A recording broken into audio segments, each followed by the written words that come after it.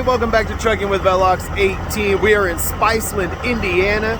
We're here getting ready to start our day. We just got a short drive up to Joliet, Illinois, outside of Chicago. We're gonna run over to Indianapolis and then run up 65, and then we'll run across 80, and we'll pay the toll this time. I've been told it's cheap, like $8, $9 for a truck, something like that, just to go the little stretch on 80 that costs the toll right there. So we'll pay it and we'll roll through there today. And then we've got to get there. We've got a 2:30 delivery and a 7:30 p.m. pickup at the same facility. So I got to get there in time to get a sleeper berth split so I can run up and pick up the load tonight, and then it delivers in the middle of the night up in Wisconsin. So we're gonna do some finagling with our logbook. We got a little breeze. We got a couple lines of storms between us and Chicago, so we might see a little bit of rain, a little bit of wind like we're seeing right now. And yeah, let's go put some fuel in and get this show on the road. Roll the music.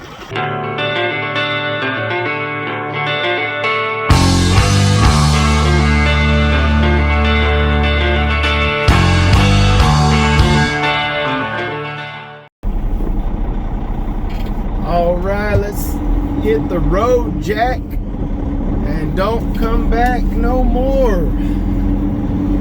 All right, so I figured I would check my fuel consumption, my fuel mileage against the computer and what it tells me. Because the computer was always seems a little off. So I filled up, and yeah, we've been averaging 5.9 miles per gallon. 5.9 miles per gallon, folks. Between the cost of the fuel, and today I spent a little more than I did in Kentucky, but with IFTA figured in, it probably evens out anyway. But I'm at like 90 cents just for fuel, like 88, 89 cents just for fuel per mile. Cassius King just put out a video and said he's getting 47 cents. He spends 47 cents per mile on fuel. And when you figure in the, like 15 cents per mile for reefer that I had, which was actually lower than normal because I didn't have a frozen load until yesterday. The load before that was a 50-degree load, so I didn't burn a lot of reefer fuel yesterday. Most of that was last night. And but when you figure it out per mile, it's like 15 cents per mile. And then you figure a little bit of def, it's between 10 and 15 cents per mile for the def. So by the time I get, down the road, I'm spending like $1.25 a mile just to run down the road with the load in the truck. So, yeah. And then you figure I didn't break my, my fixed costs down into the per mile for yesterday. But if I did, you'd see that the costs of doing business and trucking hinge completely on fuel and fuel consumption and all that. So having a hood truck was fun for a while, but it's not fun anymore, guys.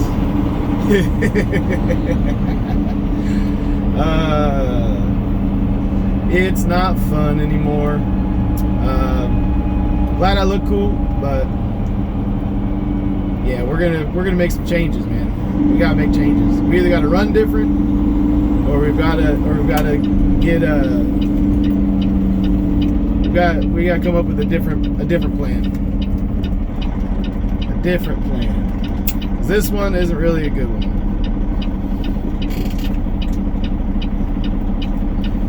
You know what I mean?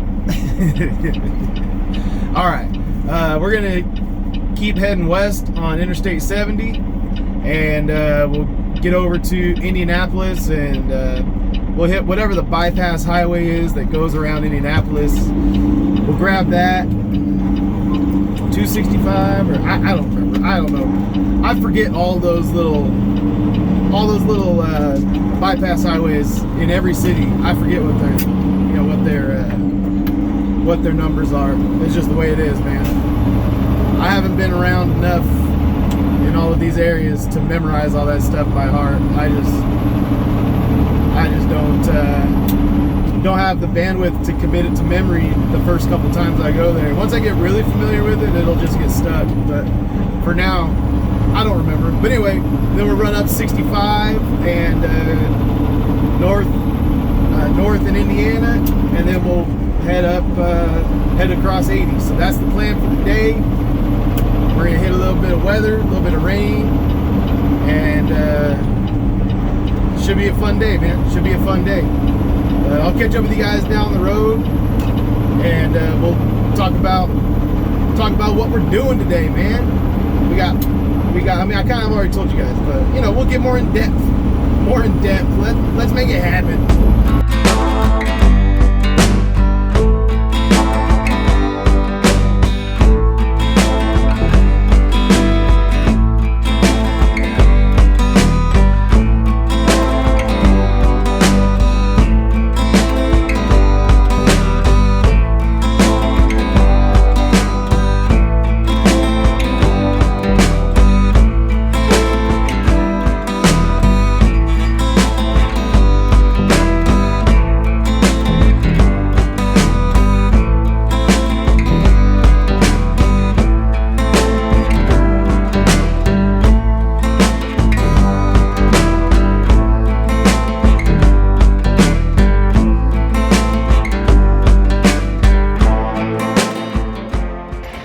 All right, we made it over here to a rest stop.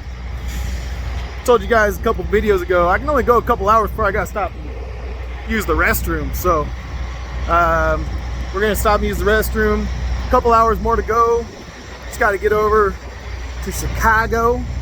And yeah, we're in a little bit of rain, but it's not too bad, nothing big. So, having a good time.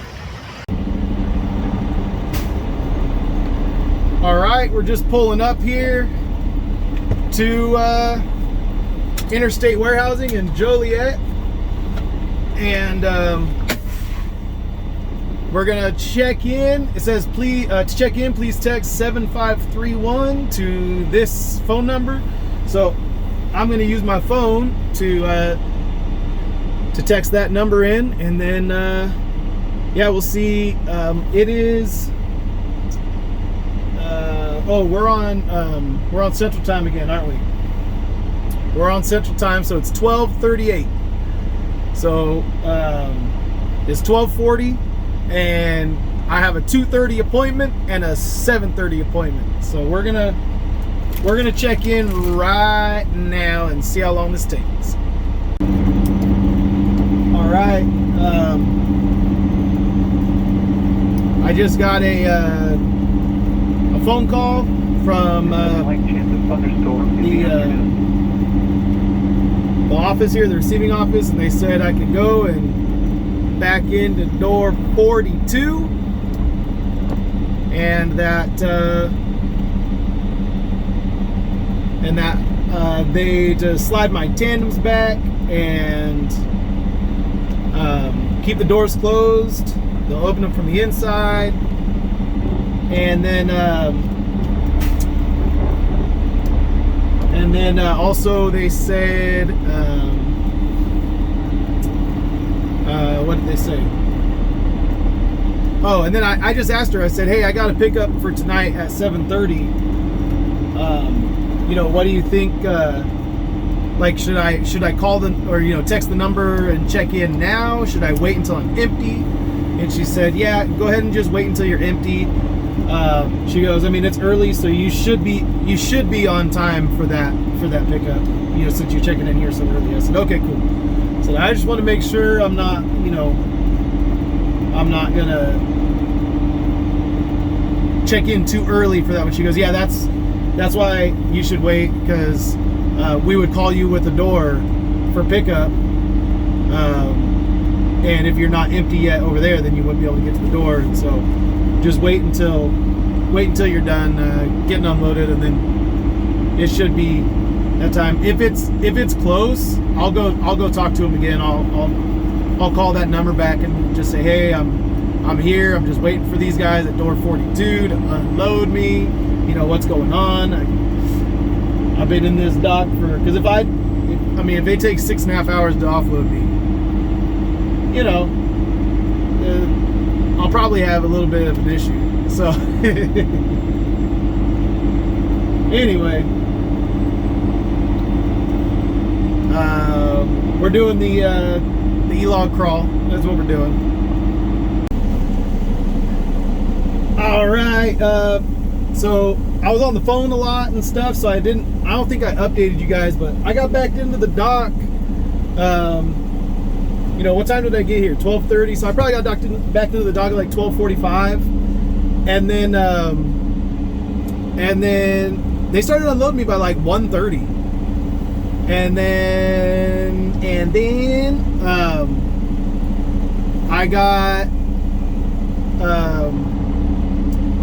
I got unloaded and empty by well, what time is it? It's 3:30 now. It was about 3 o'clock when I got unloaded and empty, and yeah, it was quick, man. It was quick. And then I checked in for my 7:30 p.m. pickup, and they just called me back and they said, go ahead and head up to the front to door 2, and this guy parked right here, but I just watched him go inside, so I think I'm gonna try and weave around him if I can.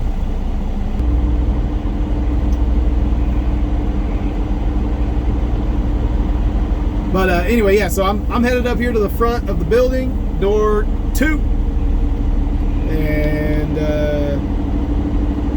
we're still doing the ELD crawl, and we're gonna come up here and get loaded, man. Come up here and get loaded. All right, so we're getting it into the dock over here. It's 3:30 in the afternoon, and I'm getting docked in for my 7:30 p.m. appointment. So things are going about as good as possible. And I'll be honest, just we only got $2.20 a mile to come up here from Pennsylvania. So we got $2.20 a mile, but now we're going to take this load up to Kenosha, Wisconsin, and we're getting over $7 a mile. It's a very short run. It's like 100 miles. But nevertheless, we're kind of boosting that rate per mile a little bit.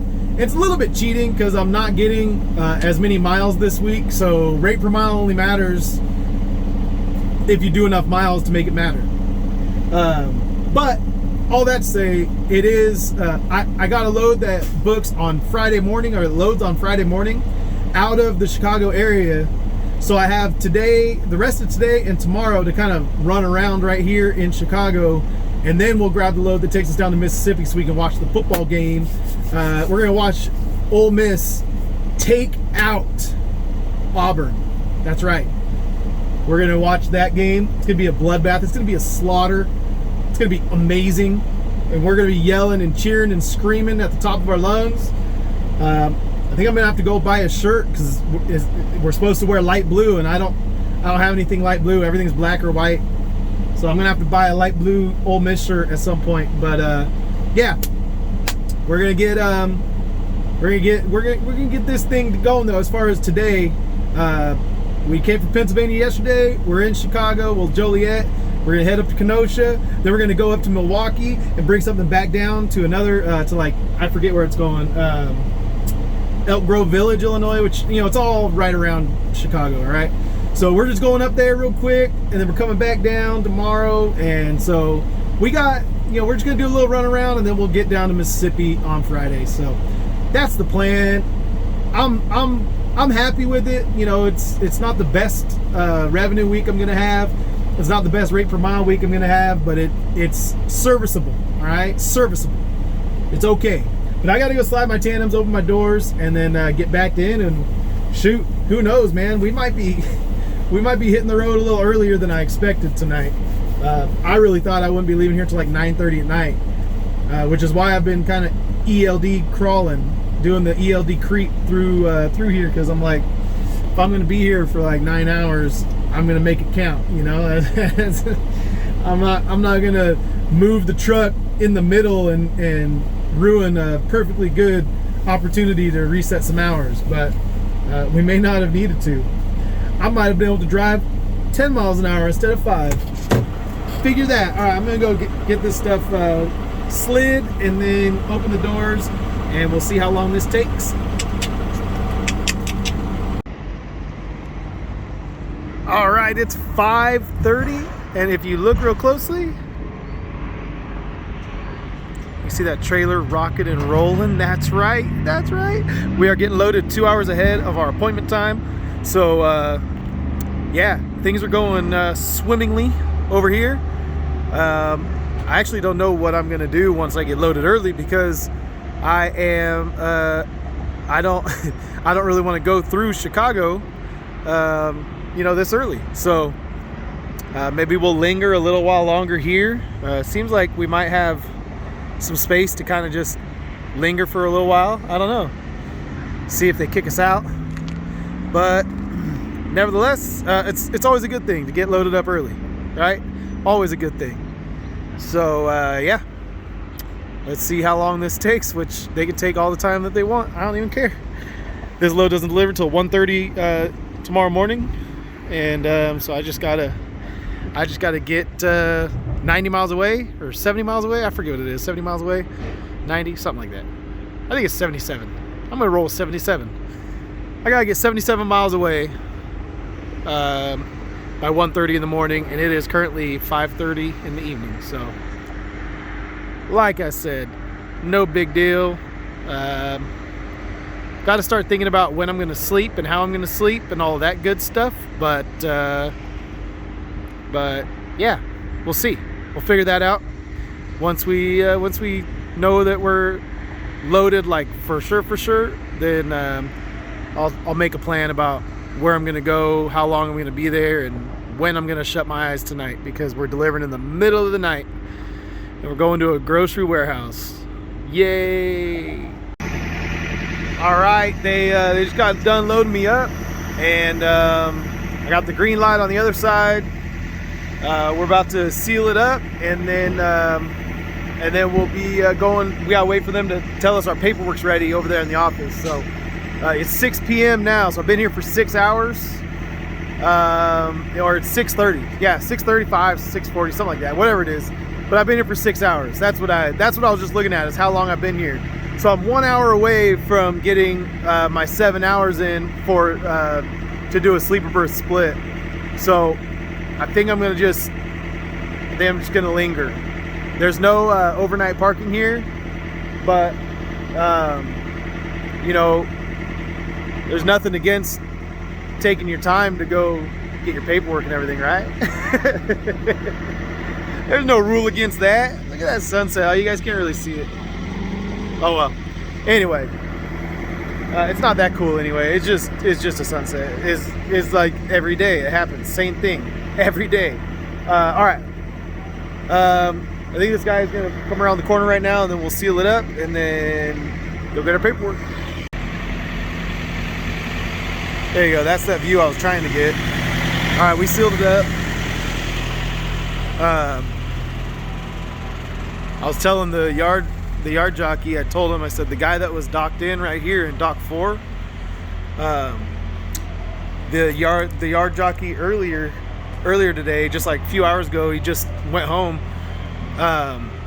He was back here like closing the guy's door or something like that, and then the guy's trailer came back about this far, moving backwards, and the guy jumped out of the way, dove this way, and he almost got crushed, man. It was so close to being, oh man, it was scary.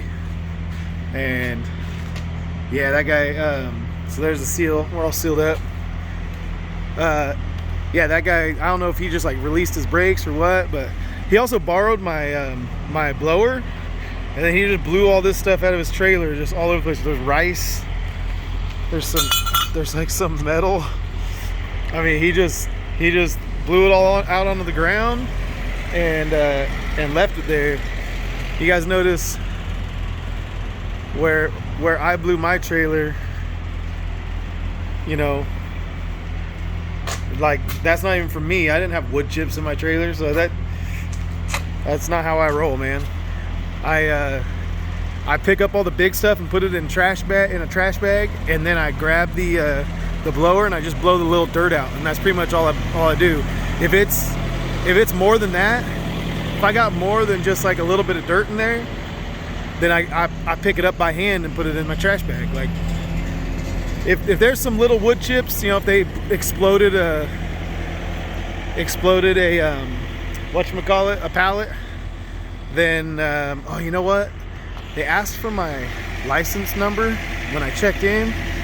I better grab my wallet. Anyway, so they, unless the pallet exploded in there, then maybe you'll get some wood chips falling out of my trailer when I blow it out. But for the most part, any chunk of wood I can pick up by hand. It gets picked up, and then after I pick it up, I put it, I just blow out the little tiny pieces. One time I talked about blowing out my trailer, and then someone that I didn't recognize the name as like a regular commenter or anything, he was like, yeah, and you blew out all the nails into the driveway for other people to run over. And I'm like, bro, why would you just assume that I would do something like that? No, of course I didn't do that. Like, what? Like, some people just assume the worst about people, man. I think that's the problem with a lot of YouTube, man. Everyone just assumes the worst of people. I was taught by a mentor of mine a while back, you got to assume the best of people, man. You got to assume their motives are good. And you know, obviously there's a certain level of like protecting yourself in certain agreements and situations, but like if you're in a business relationship with someone and them doing something wrong will like affect you or your family, then yeah, of course. But if someone's just doing their thing, like you just assume the best about them and move on. Like what they do or why they do it should not impact you at all. Like you shouldn't even give it any thought, because what's the point? Just assume the best of them, and then it frees you up to just appreciate them for the good things and the you know, the pleasant things that they bring to the table, and you don't got to worry about whether or not they're actually diabolical, evil people or whatever, because who cares? It's none of your worry, man. None of your worry. You just assume they're good and roll on. Like I said, now if you're in some sort of an agreement with someone or something else, then yeah, you got to use wisdom, and you got to see, you know, discern those things for whether or not you want to link arms with people like that. But if they're just, you know, someone that you see doing their thing, just assume the best of them and leave them be, man. Leave them be. All right, let's get my paperwork. All right, got my paperwork, and now I'm slowly walking back towards the truck. Got about 40 minutes until my clock resets, so I'm just trying to take my time so I can get my well, it's not even my clock resetting, it's just if you're stopped for 6.5 hours, you might as well wait and get 7 hours stopped, so you can just stop for 3 hours on your next stop and you can keep on rolling, you know, get a sleeper berth split in. So they were too quick here, man. They were too quick. When you think about it, I had a 7:30 appointment and it's not even close to 7:30 yet. It's like 6:45 or something like that, so I'm out of here 45 minutes before my appointment time. So that's the bad thing about being early this time. We're never happy, are we? Never happy. It takes too long. It takes too quick. we can never just be happy. We can never just be happy. All right, I'm gonna waste some time, and then we'll get on the road, head to Kenosha. All right, we've been here for 7 hours, and it's time to go. I went and told the yard jockey, because it's his job to kick people out if they're trying to stay here. So I just walked up to him and said, "Hey man, I got 15 minutes. I'm just gonna like wait for my clock to reset. If you need me to move out of that dock and move around, I totally will. But I mean, there's no trailers in the front of this building. No reason for me that I couldn't be able to move, except that it's just like they don't want guys thinking that they can park here, so they don't really want you parking like along the curb or anything." So I just told him, "Hey, I'm gonna stay in this slot," and he's like, "All right, hey, 15 minutes though, no longer." I was like, "Yeah, no, I don't want to stay here. Like, I wish I could leave right now, but I just gotta wait." And so he was like, "All right, yeah, 15 minutes, we're good." I was like, "Cool." I was like, and I said, "Just let me know if you need me to move, and I'll move. Ain't no thing."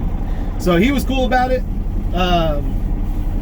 I was telling him the story about that other yard jockey, and I was just like, "Dude, it was almost a really bad day for that other guy, man. You gotta watch out for that pinch point, man. you gotta stay on your toes and stay out of the bite. Come on." But all right, I'm gonna listen to Cash is King. He's on his live show right now, so I'm gonna put that on my phone, listen to him yapping, jaw-jacking with DIY Semi, who's in a semi. That's weird, huh? That's kind of weird. Yeah, they're talking bad about guys who drive hood trucks again, so I feel personally attacked. But at the same time, they're not wrong. So yeah, we're gonna head up to Kenosha.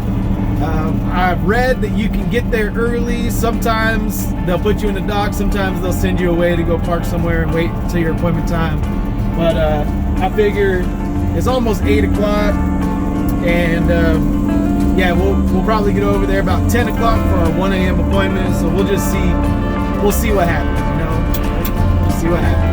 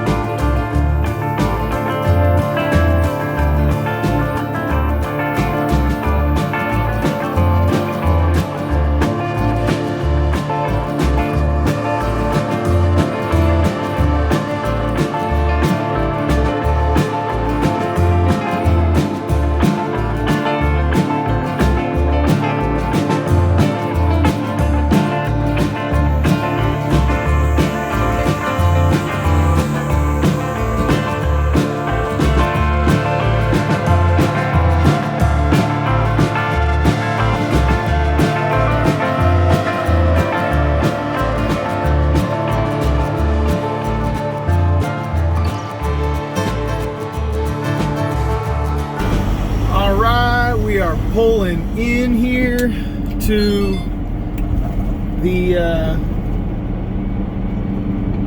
let's see, I can't see what that says. It says trucks or visitors this lane. Left lane? Looks like these go together up here. I'm just gonna follow this guy. I don't really care. But we're checking in early, so we'll see what happens. Hopefully they let me in. It is currently, let's see, 10 o'clock on the dot. So I'm quite a bit early, 3.5 hours early. So we'll see if they let me stay here, if they send me out to go park somewhere. Bummer. They said nope. They said you can go and find somewhere to park and come back an hour before your appointment time. So kind of a bummer, man. Kind of a bummer. But, halfway expected. So I'm just gonna flip around here. I asked him, I said, "Do you guys have anywhere that where I can park?"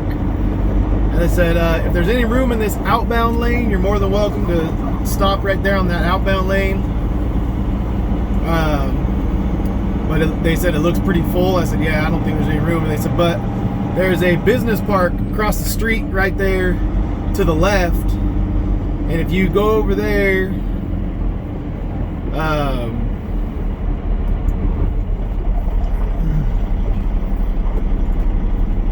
they said if you go over there, you'll be able to, no one will mess with you because they're closed right now. So it's kind of like the middle of the night. You can go over there and hide out for a little bit.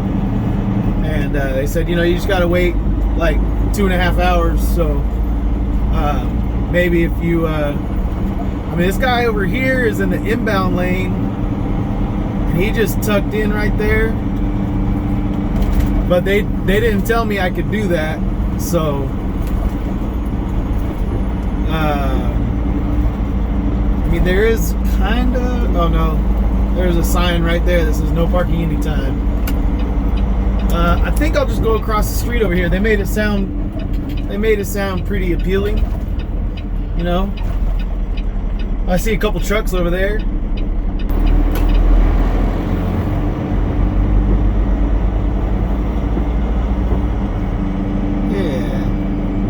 Adventures in Business Park Trucking, folks.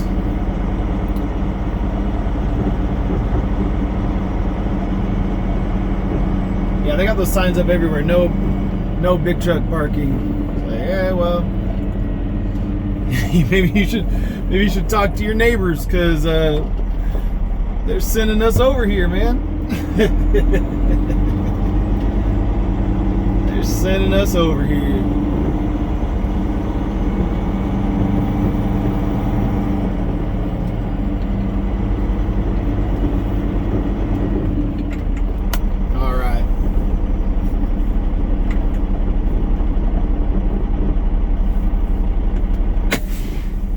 Alright, we made it over here and we're gonna just tuck in for a little bit, take a little couple-hour nap, and then we'll go make this delivery and we'll wrap this video up.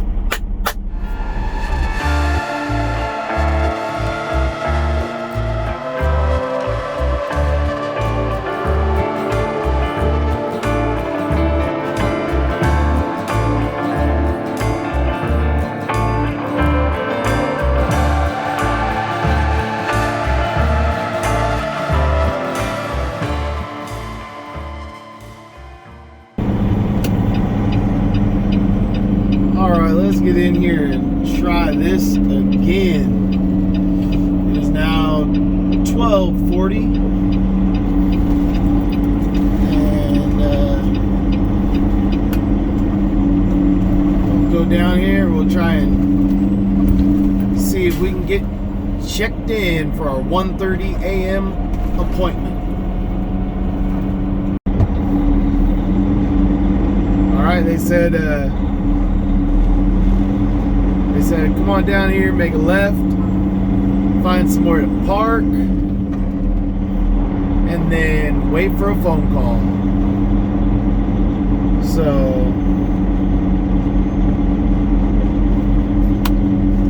lights, camera, action.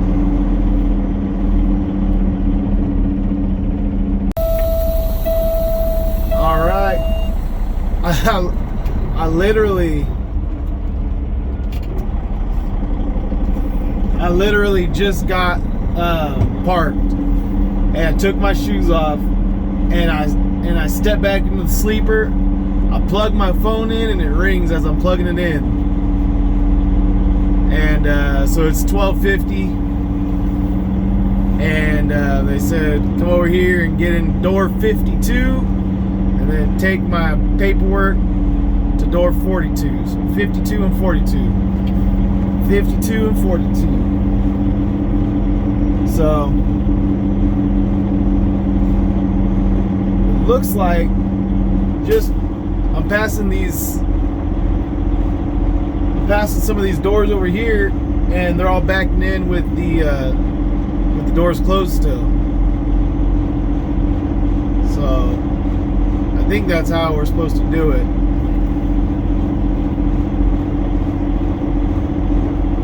see what we got.